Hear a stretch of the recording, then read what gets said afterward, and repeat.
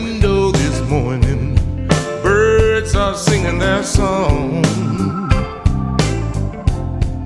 Larry McCray, a Rust Belt blues legend, was born in 1960 in Magnolia, Arkansas, and raised on a farm as the second youngest of 9 siblings. Introduced to the guitar by his sister Clara, and inspired by the Three Kings, B.B., Freddie, and Albert, McCray moved to Saginaw, Michigan, in 1972, where he honed his searing guitar style and soulful vocals. Signed as the first artist to Virgin's Point Blank Records, his 1990 debut, Ambition, fused blues, rock, and soul to critical acclaim. Over 3 decades, McCray has shared stages with icons like B.B. King, Buddy Guy, and Joe Bonamassa, releasing albums like Delta Hurricane and the 2022 comeback Blues Without You. His latest, Heartbreak City, dropped in June 2025, solidifying his enduring impact on modern blues. A Michigan Rock and Roll Legends Hall of Fame inductee, Larry McCray continues to captivate with his heartfelt performances. Now here's the Trout with Larry. Enjoy. When the spirits were spent, you came along, put some bounce in my step. When I read about your bio, and I got a deep bio about you, you almost sound like a blues song. So, Well, it's been a blues life. Let me tell you, that ain't no joke. and so I read about you, and you have, what was it, 8 or 9 of you in the family when you grew up, Yeah, it was 9 siblings. and so I assume your dad wanted to move to Michigan to work in the car industry because that's probably what he getting out of that little town in Arkansas. Right. But actually, it was my mother who decided to make the move. You don't know how it is, but Oh yeah. in my family back in them days, sometimes the mama would put on the pants if daddy was slacking. You know what I'm saying, and take care of business. And my mother was a strong woman, a strong-willed woman, but by the same right, she was token. She was sweet and everything. And she was a good wife to my father. But my mother was our rock. My dad was a musician, and he was sometimes big on spinning his wheels, and we'd all have to be there and fend for ourselves. Yeah, that wouldn't be fun, would it? No. And so when you wanted to go in the music business, they probably thought, nah, come on, dude, come on. Look at your dad. My big sister is what inspired me to play, and I know you remember Michael Burks, Iron Man Michael Burks. Yeah. Well, my sister and his dad had a group together back when we was little bitty. Mike is just 2 years older than me. But his dad and my sister had a group. It was Clara and the Rockets. And Michael Burks' dad was on the bass. Brother Burks, Fred Burks was his name. They got a Fred Jr. too that plays bass. But all the people in the community call him Brother Burks. So it was Brother Burks, E.D. Mullins on keyboard, Bobby Joe Hendricks on drum, and my sister on guitar. And that was Clara and the Rockets. So when I see that as a 4 or 5 year, about a 5-year-old kid, 6-year-old kid, man, that just solidified me. And I would be like her. And also, my dad used to have guys that would come and sit and play music on the porch, and they would drink. They drank their booze and run all the kids off. But we'd be checking it out from a distance. My old man was a heart blower, and this guy, Lewis, who had his hair slicked back. He was a black man, had his hair slicked back. He had these glasses. He always had a suit on.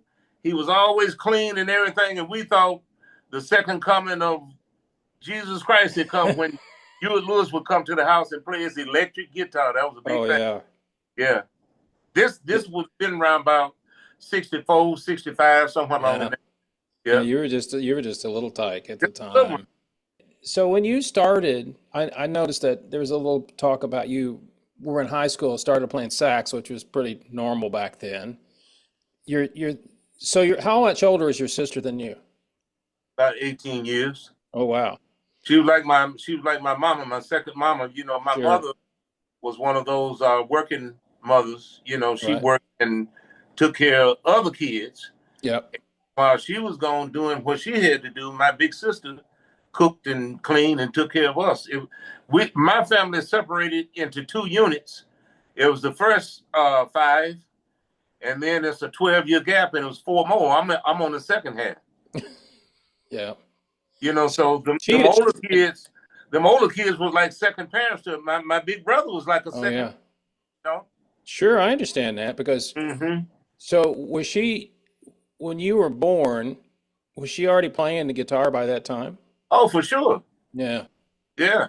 And what drove her though to pick it up and start playing? Was she a blues person? I know I read about the fact that you kind of grew up on some blues stuff in the home, but was she a blues artist? Did she like the old stuff, or what did she like playing? Most definitely. And she was passed the guitar from my grandmother, from my daddy's mama.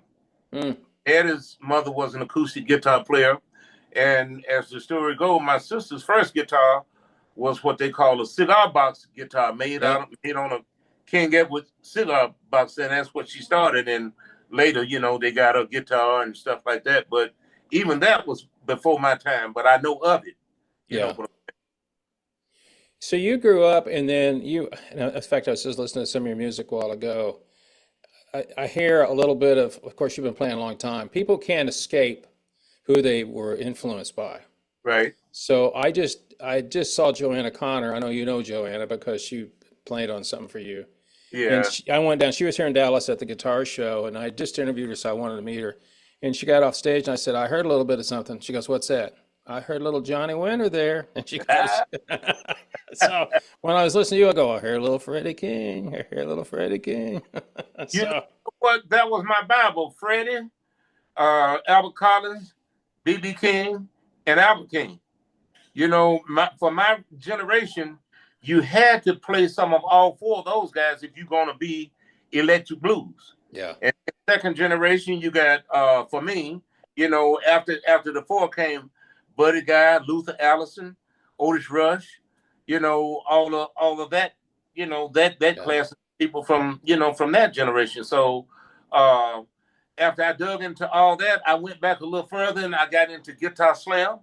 I was a big fan of Mississippi Fred. Yeah, Mississippi Fred. I like Booker T. Lowry. You know, I like all the old stuff, but I try to draw from the old and then modernize it just enough where the people who don't really know the blues can still have the feeling of the blues, but it's palatable because it's kind of recorded on within today's parameters, if that make any sense. Yeah, and I think the thing is, so when you talk to people about, I try to explain to people about blues and try to explain the word space to them, you know, and it's like, and you're like, there's a lot of space. What does that mean? I said, well, there's like a Hammond, a bass, a guitar, and a singer. And wasn't a lot of, you know, there wasn't a lot of fancy stuff going on. And you've been doing this so long now that you're in a groove and all that stuff. Do you still think how you grew up still influences the way you play? In other words, songs about what happened to you when you were younger? Out in my mind that had I been raised different or had a different experience in my childhood, I know I wouldn't be the man that I am today. I owe it all to my upbringing and to my surroundings and to my parents for caring enough to try to raise us in a way that we cared. I mean, you know, I love music and I have had a very tumultuous career and a lot of failures. But one thing that I haven't failed at, and that's the way that I carry myself out here amongst my peers and my socialization skills. I know how to talk to people, and it's more important to me to be remembered as a good person and a good human being than it is, oh man, that guy could really play, but he was such an asshole. Yep. You know, I don't want that tag on me. Yep. And I was just talking to somebody not too long ago about that whole situation that just said, if you're nice to people, they'll be nice back. And there's no reason not to be nice to them. I mean, they're the ones paying for your tickets, paying for you to be there. They're not gonna... And as my father used to say, if you want a friend, you got to be a friend. Yeah. Yeah. And there's a way. I mean, you think about what you do for a living, and touring is not easy. It's hard. But as many people have told me, you probably agree, when you're on stage, you forget all about the hard part. You're just enjoying yourself, doing what you're doing. Tell me a little bit about this new album, though. How did that come about? You had met Joe before. You'd worked with Joe, what, a few years back after COVID or what? after COVID, we put out a record, and then we met the first time back in the early '90s. Must have been Joe. Joe was probably about 21 years old when I met. He was. Oh yeah. 2 years old. So I had knew Joe. I lived in Memphis for a while. Oh, okay. And I was in Memphis. Joe Bonamassa, Eric Gales was just getting started out. It was all kind of young people there that was playing this music, and I was right there in the thick of it. I was kind of the big brother, at the time, and so I'm out here trying to run with it, and I see all these young summer girls come burning my ass down. You know what I'm saying? So it was good, and it always make you try to reinvent to try to keep up with the time. Now I don't want to be anything other than a blues player, and everything I do has to have a strong blues content to it. Right. But I have always had to try to adapt because I come up in a time when funk music was king. I come up with Barry Graham, Fatback Band, War, all Brass Construction, all these big funky bands, heavy bass and all this stuff. But the songs that they were putting out was funk music, but it was heavy gospel driven. Oh, so it had a real, it was funk, but they were still singing and playing their butts off, So it was a good thing, just as you said about the space. I come up in a time when that space was very important, and each person had an assignment. If you rhythm guitar, you might just be plucking. You got a man with a chord is swing, he answering you. You got a bass player that's, laying it down for us all to jump onto, and the drummer just holding it together. Yeah. Like you said, everybody had a space, and everybody was expected to do a job. And if you got off your beat or put a hiccup in there, you done ruined the groove. So it taught us to work together and not to be separate. There's a lot of separatism on stage now, and guys want to just come on stage and show off their chops and play over the top of everything, and don't nobody want to work together.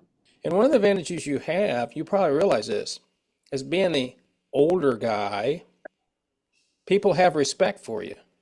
Right. I mean, when I see a person in our age group walk on stage, who've been playing for decades, I got respect on them. Because I know that they've been making a living. It may not have been the best thing in the world that happened to them, but they're still up there doing their thing. And so I that's the one thing, and I think that people like yourself and keeping the blues alive, like quoting Joe Bonamassa, but as you grew up, I was looking at some of the music that you've done. Like years ago, you did, I guess for a somebody song, you did All Along the Watchtower for somebody. I forgot who that was for. It was one of them compilations, during that time. John Schneider was producing a lot of records. Oh wow! And they had Verve, they had Indigo, and it was 2 or 3 other labels that were going at that time, and so I think it was Point Blank that put out these compilations. They did an Eric Clapton, they did a Bob Dylan, they did let me see, Eric Clapton, Bob Dylan. Who else was it? Rolling Stones. And it was 4 compilations, so I got a chance to be part of all 4 compilations. Well, and I think it's funny because the motto of Point Blank, it said, "This ain't no tribute."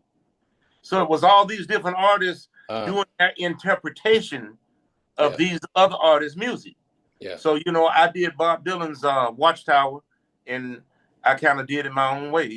Did you ever? You were probably too young. Did you ever get to see Freddie? Freddie come to Flint, Michigan when I was 16 years old. And my mother, I told you about my mama, she was real religious and all. And I was only 35 minutes away, and she wouldn't let me go. She wouldn't let me go to the Fred. Man, dude, I cried. I wanted to see him, and then it wasn't months later that he passed. It was in 76. So I was born in 60. I was 16 years old in 76, the year he passed. So I missed him. All right. So here's my question. Did you bring Uh-huh. this up to your mother years later when you were your well-known blues guy? Did you say, "Mom, remember when you let me go see Freddie King?" Hey, Mom, remember? You know what? I didn't. I wish I had her though. I really do. I wish I had her. I had my mom all the way till I was about 34. Mm. So that was that was 16, 18 years after that incident. But you know, I grew up in such a pro-religious situation and was so used to hearing the word no that it, it didn't phase me. I'm like, okay, well, I missed this one, but I'll catch the next one. Well, that's if you're born in the South, what you were. Yeah. There's very few people I talk to that I don't mean, say. You ask them, where did they start learning how to sing? Oh, I was in right. church. I was in church. I started playing in church, Uh-huh. and that's where it all comes. And but what you do is gospel related, so it all You started there. know, the music for me, I told you about my big sis. She played in the blues band, Right. but she also played in the church band. So when the ladies would come over, it used to be four ladies that used to come over to rehearse to sing. And so, when they would come over for the church rehearsal, I caught all that too. So the gospel music really had a big influence on me. And I started singing for people when I was about 9 or 10 years old. They found out that I could sing, and the people would come over. They come here, sing Yeah, something, yeah, yeah, yeah. and you come out all shy, and but you know. So it started there. But what gospel really gave me was a very inspired feeling from the inside. It really touched me emotionally, and that's what I try to emulate with my guitar. I'm a baritone. I'm limited range with my voice, but where my voice don't go, I try to Your, I go with the guitar. was gonna say And I always your guitar sings try for you. with spiritual feeling. I want my guitar to speak and sing. I don't care so much about having a whole lot of chops, but I want it to be vocal, and I want my guitar to sing. And what are you playing now? What is that you're holding? I'm playing a Gil Oh, yeah. Polaris. Okay, it's Gil like Polaris yeah, S100. it's like an SG. Looks like kind of like an SG. It's an SG copy. And Yeah, the reason that I really started playing these, I played Gibson guitar my whole career. yeah. And I just got to the point that right after I had got divorced, I was depressed. And the only thing that made me feel better, I found out about de-arming guitar from a Polish musician. Mm-hmm. And I went over there and I played. And he said to me, he said, "You really like your Les Paul, did you?" I playing 57 Gold Top. Yeah. And, hell yeah, I like my Les Paul. He said, "Well, why don't you play de-arming? It's better." Man, I looked at that guy like he was crazy. But I come home and I found me one of them de-arming with them gold foil TV Jones pickup. It's de-arming original pickup, Oh but TV yeah. reissued the pickup. And when I found that sound, man, shit, I put my Les Paul down for a long time and played them TV Jones. I really did. So I played de-arming for probably about 10 or 15 years just to get off of it. Then I found out that de-arming was made by Gil, and I wanted to go to the Gil Classic sound. And Yeah. when they put out the Newark Street, they reissued them with the old Gil. I forget what they call it pickup, but it's just Gil version of a humbucker. Right. And this has a splitter on it also. Oh, it does. Yeah. So tell me But tell me how the splitter works. I got it.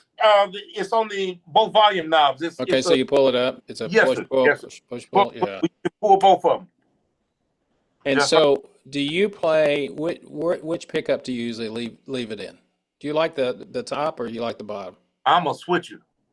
I you know I'm what? a fidgeter with that toggle switch. I'm always not really fidgeting. I mean, but you go so far with one sound. If you want to spontaneously go to a different thing, then I like to flip my toggle switch. Mm-hmm. And at sometimes I play all three positions. But if it's something really rocking and stuff like that, I use my down pickup, and I usually roll a little bit of the treble off, but I run my volume parts wide open. And on the top pickup, I leave it fully bright and fully wide open. I keep, for Oh my, yeah. lead sounds up top. Do you because I used to play. You can see what I played right there. That's an '87. That's my favorite right there. And Right. there's a gold top right next to it. Anyway, I always I was kind of cut in the middle, and then when I played, I would take that bottom pickup, the bridge pickup, and push it up to get that treble. So Uh-huh. when you're playing and you're playing and you're singing and you're doing rhythm parts, and then it's time to hit it, what do you do? Do you just kind of mess with your pot or whatever to get some boost on your lead? No, no, no, no. I use pedals. That's I what I'm going to ask you. So do you use like a presser or what do you do to get boost? I use a Klon Okay. Centaur, but I have a Klon Centaur now. Joe blessed me with a Klon Centaur, but before that, I was playing the Ace Effects Klon clone. Hmm. A real good effect is really close. So in other words, when I try to get my lead tone, I want to have more drive than saturation. So I don't set my levels very far over when it comes to the game. I bring it about 12 o'clock. But then I get my volume right, which I set it, over my rhythm guitar setting, and I tune everything in, make sure I got a good solid lead guitar tone, and it's just off and on. Now I set my Klon the way I set it for regular game, and when I want to put it over the top, I use Joe B's FET driver. He has a FET driver, you know the one I'm talking about? Tell me about it. I think it's a MXR FET, as in, Oh yeah, I have seen the MXR. Yeah, I have seen that. yeah, FET driver, and it's a heavy drive pedal, but I set it with hardly any gain at all. I put it at about 9 o'clock and bring the treble up and bring the bass. It's got a real bottom end, big broad bottom end. So I bring that up and bring the volume to where that it tips just over the top of my clone. When I put both of them on together, that FET driver take it and muscle up like I'm rock guitar in, with the two together. Did you and I grew up in the same generation basically. Were you hesitant to jump on using pedals? I was, because I didn't know nothing about them. I still don't really know a lot about them, but I know that less is more in the settings. And I'm always tinkering around. But I found, like I said, that Ace Effect is good, and that Bonamassa is good together, that FET driver. But before then, I have used stuff like the Boss Blues driver. I use stuff like Maxon 808 tube screamer. Yeah, tube screamer. Yeah. I had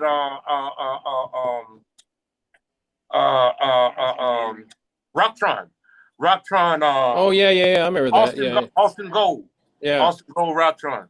It's a very transparent pedal, and I used that for a long time. I used the Austin Gold. I used to be the number one. I gave away, I bet you, 3 or 4 of those pedals to guys that I was trying to help and wanted them to improve their tone. I give them an Austin Gold. And so what the Austin Gold does, you can use any pedal you want for your game. All that Austin Gold do is going to just make it broader. It's not a real gainy pedal by itself, but it's a very good boost pedal for something that's already got good tone. Have you changed your amps as you've gone through your career? Oh, most definitely. I used to play big amps and that loud ass. No, I used to play. You remember when Gibson put out them Red Bears, them Soviet amplifiers? Oh yes. I had 2 of them on stage, 2 120 Class A's. And what do they have in a 412s or what do they have? 412. Yeah. I used to use a Sardano Hot Rod 50. Yeah. I used to use a Randall that was Bruce Native put out this thing that had all these different modules. You could get multiple amps in one brain. Do you remember that? The RM4. I remember the Randall stuff. Yeah. That had the pull-out modules. They had about 12 different modules, but you could load 4 at a time. And what the modules were preamps built on a slide and solder board. They had everything, the whole preamp. Oh, okay. Put together. So you could take this preamp out. You could put a black phase. You could put a SL lead in there. You could do what is Mesa Boogie?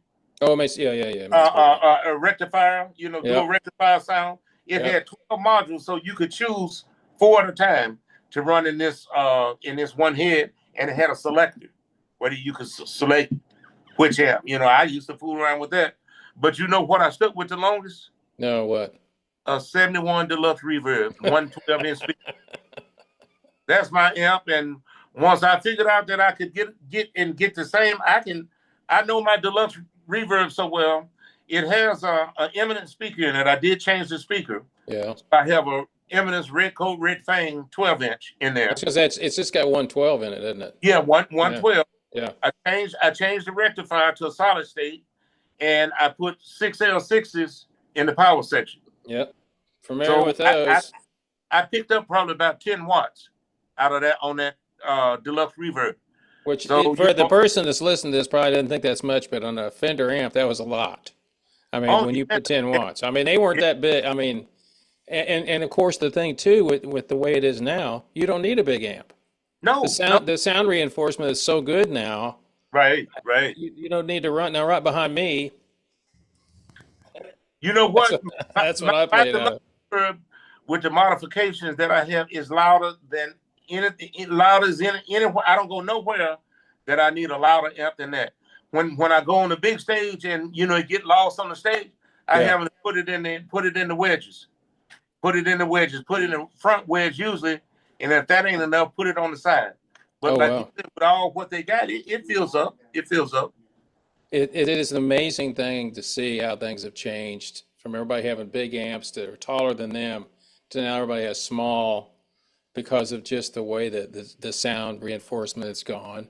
And I think it's great because you don't have to carry a lot of big equipment like you used to, Except unless you're it saved my life. And my other go-to is a modified Blues Junior, which has a little bit more power and clean. What I do to my amps, I make them cleaner in the preamp stage. They still break up, but just like with my Deluxe Reverb, it used to break up around 3, 2, 3, it'd be breaking up already. Now I can push it all the way around to 5 before 5, 6 before I start getting that breakup. So it's louder and a more clarity, a cleaner tone. And if I want to break it up, then I got the stuff on the floor to break it up. And last thing about your equipment, what kind of strings do you use? I use GHX burnished nickel 10 gauge. Okay. And what size? 10 to 48. Okay, 10. Okay. 10 to 46. 10 to 46.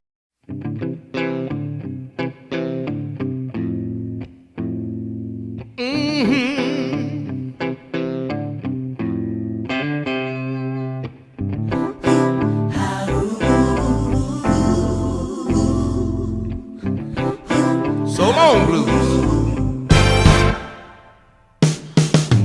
Outside my window this morning, birds are singing their song. It took a long, long time to get back where that I belong. You came along when I needed a friend. You came along, now I'm happy again. When I said hello to you, I said goodbye to the blues. Oh yeah. When I said hello to you, I said bye-bye blues.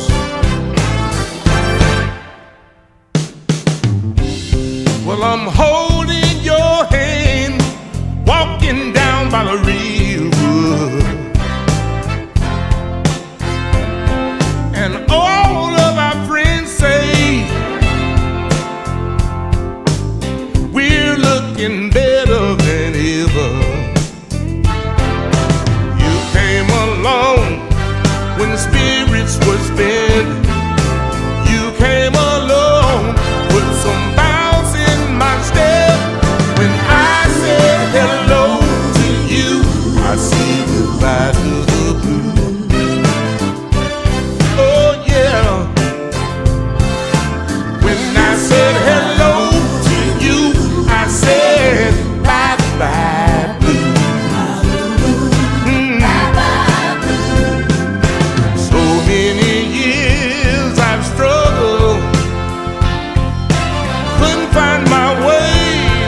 dark. My life was nothing but trouble. Now I see the light and I found my star.